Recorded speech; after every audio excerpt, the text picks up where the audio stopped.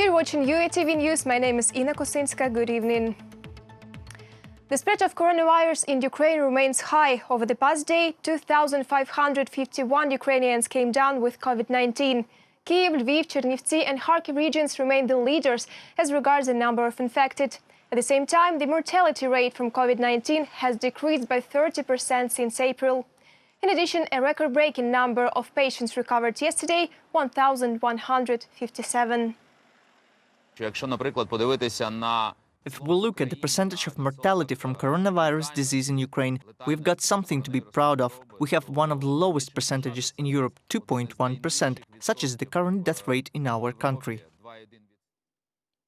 Participants of the Trilateral Contact Group and representatives of the OSCE will conduct a joint inspection in the area of Shumy village, Donetsk region, where illegal armed groups violated the ceasefire a short time ago. Such decision was made at an extraordinary meeting of the TCG. These days gives us hope that the ceasefire continues and it will be observed by all the parties. For the purpose, the Ukrainian side will engage any mechanisms, both within the TCG and the Normandy format, which will help us save lives of the Ukrainian servicemen and civilians. We remain fully committed to the peace process and the implementation of the agreements reached.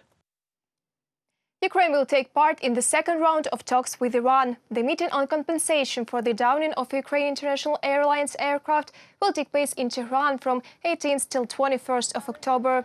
The first round of negotiations took place in late July in Kyiv. The Ukraine International Airlines flight had been shot down from Tehran by Iranian surface-to-air missile. The accident happened in January this year. 176 people died, including 11 Ukrainians. Protests in Belarus continue. People massively turned out to rallies and demonstrations after the presidential elections.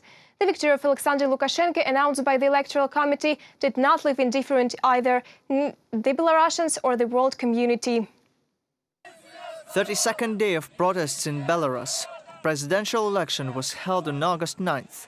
Belarusians did not accept the official results of voting. Since then, thousands of people daily take to the streets in different cities throughout the country. The protesters are being dispersed by the security forces, beaten and detained. About 10,000 people were taken to pre-trial detention centers. The number of the wounded went up to hundreds. At least 7 people reported dead. President of Belarus, Alexander Lukashenko, blames the West for inciting the protests. The day before, he gave an extended interview to Russian TV channels. He admits that he has been ruling the country for too long. However, he is not going to resign and counts on Russia's help. If you think that a rich country such as Russia will handle it, you are wrong. I have talked to many presidents, including my senior friend, my older brother, as I call him, the Russian President Vladimir Putin, and I warned him, there is no way to resist this. And would you like to know to what conclusion we come together with the Russian establishment and leadership? If Belarus collapses today, Russia will be the next. Svetlana Tikhanovskaya supports protesters from abroad. 6 out of 7 members of the Coordinating Council ended up in exile or in prison. Svetlana Tikhanovskaya urged Russians not to believe the propaganda. Let's not allow propaganda to poison relations between the friendly nations and politicians' rash decisions to hurt the interests of both Belarus and Russia. Support the Belarusian people. Ukrainians do not stand aside. They support Belarusians with actions near the Belarusian embassy in Kyiv. And the residents of Odessa filmed a video in support of the freedom fighters. We know how hard it is. Please hold on, friends of Belarus. Don't lose hope. You will get freedom. Fight and you will win. Jump above the sky, brother and sister. Odessa supports you. Ukraine supports you. Keep it up. Long live Belarus. Long live Belarus. Long live Belarus. Europe and the United States are threatening Belarusian authorities with sanctions. There are already 24 officials involved in election fraud and violence on the list of restricted entry and accounts blocking. Latvia has allocated 50,000 euros for the treatment of victims. The state is ready to issue visas, so the Belarusians can legally apply for asylum. Reported by Nick Starkov, Ksenia Buchai, UATV News.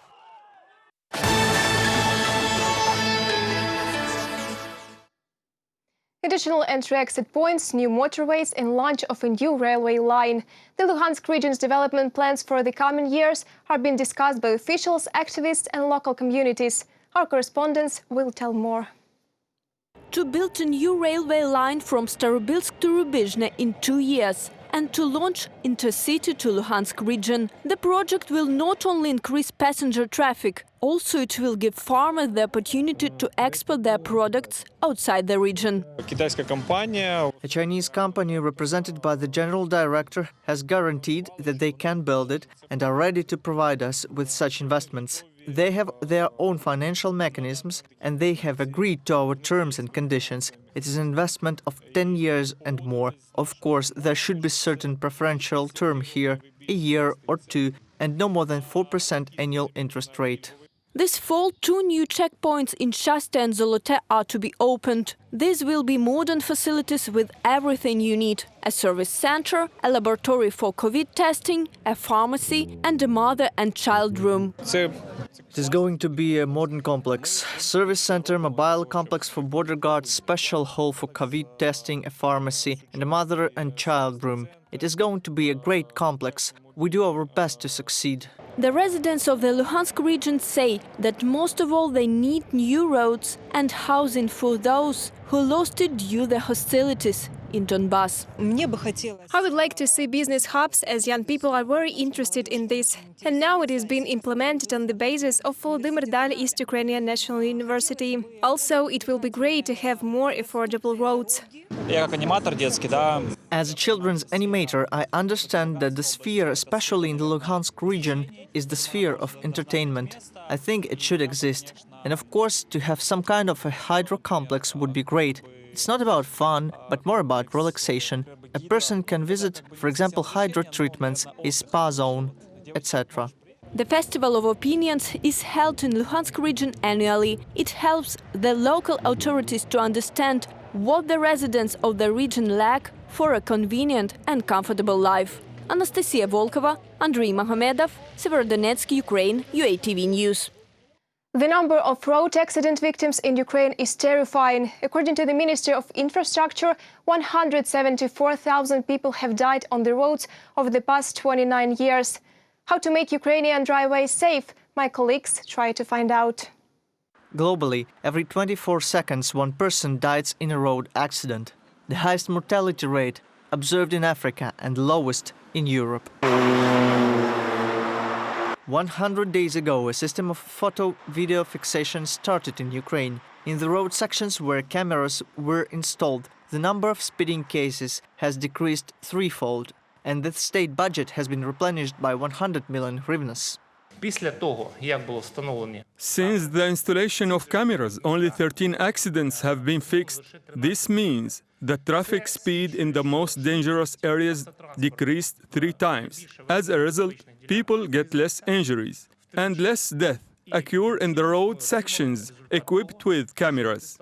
Where the road cameras operate, in the next 10 years, 100 accidents are going to be avoided. This means thousands of saved lives. The Ministry of Infrastructure is sure that by 2024, the amount of road accidents will decrease by at least a third. The plans imply a real infrastructure revolution, from roads to new airports. Roads that we are constructing this year make almost 4,000 kilometers. It's also important that we never forget about the safety measures, starting from the auto-video fixation, which has already been operating for 100 days, and the weight control, which is to start working soon. More than 50 such complexes will be equipped shortly. Also, we didn't miss the vehicles for the State Emergency Service of Ukraine. The ministry plans to introduce the best European practices in our own country. For example, they are going to launch automatic weight control and traffic cameras. And in the nearest future, the police is planning to start testing of the phantom patrol system.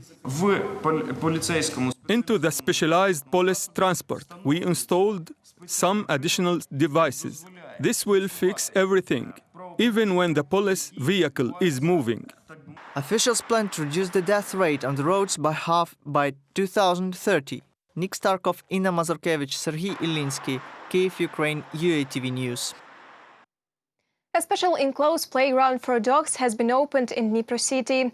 Pets got the opportunity to not only get trained there, but also to have great time with their four-legged mates. Residents of several districts of Dnipro city have been waiting for this event for many years. Today they are opening a playground for their pets. Previously, they had to walk and train their dogs wherever they could find a proper place, says Tatiana. In order to train her favorite pet Dana, the young lady used to construct training barriers on her own. Now she doesn't need to care about this anymore, and she can spend the time she saved with her furry friend. The more commands a dog knows, the more obedient it is, the better it contacts with the owner. Actually, there is more understanding between them. The activists came up with the idea to arrange a special playground for their four-legged friends about a year ago. The project had been prepared for a municipal competition, and their team won. Within a month, the activists managed to collect most of the necessary votes. The project is not that sophisticated. Still, it took us a lot of time and effort to implement. Only yesterday we made last improvements, because not all constructors can understand the purpose of the playground well.